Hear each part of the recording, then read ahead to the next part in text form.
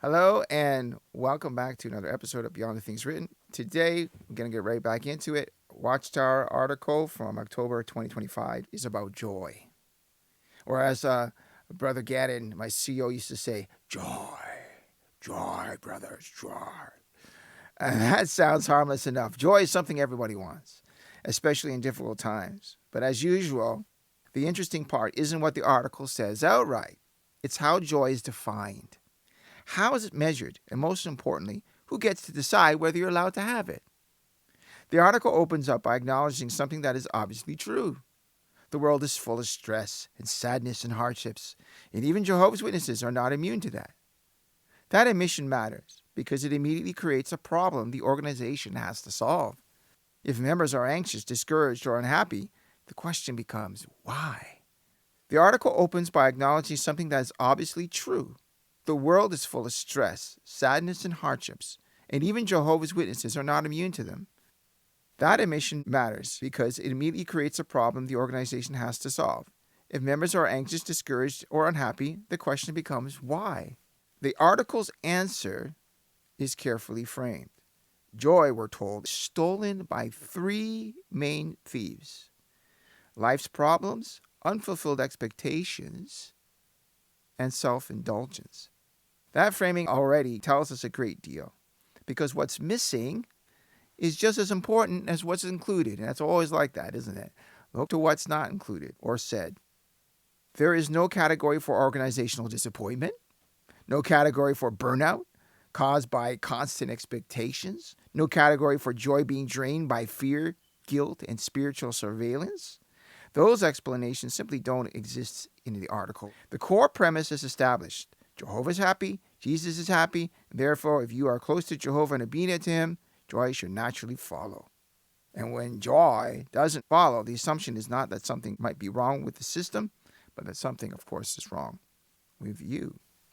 This is where the first cult mechanism quietly appears. If you're not joyful, something is wrong inside you or around you, never above you.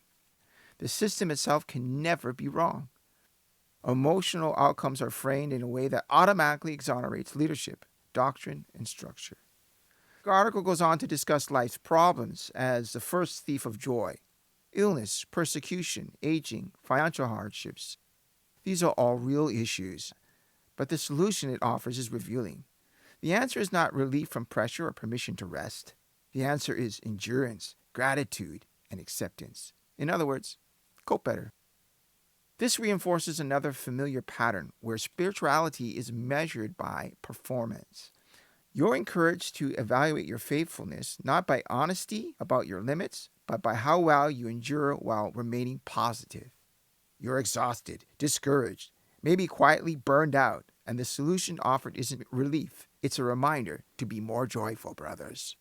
Next comes the section of unfulfilled expectations. On paper, this sounds comforting. Readers are assured that Jehovah does not measure their worth by what they accomplish, but this reassurance exists inside a culture where worth is very much measured by hours, assignments, visibility, and usefulness to the organization. The article softens the reality without changing it. It offers consolation without reform. This functions as emotional pressure release valve, lower their expectations and internalize disappointment rather than question why those expectations were created and enforced in the first place. Then we come to the third thief of joy: self-indulgence. This is where the article quietly draws a boundary around acceptable happiness. Enjoyment is permitted, but only in moderation, and only when it does not compete with organizational priorities. The message is unmistakable. If something brings you joy but does not reinforce your role, be suspicious of it. This is how attention and emotional energy are regulated. Time, interest, and satisfactions are continually redirected toward approved activities. Joy is safest when it's predictable, controlled, and aligned with institutional goals. One person once told me, "There's nothing you can do after 10 o'clock that you can't do the next day." Evidently, joy doesn't happen after 10 o'clock.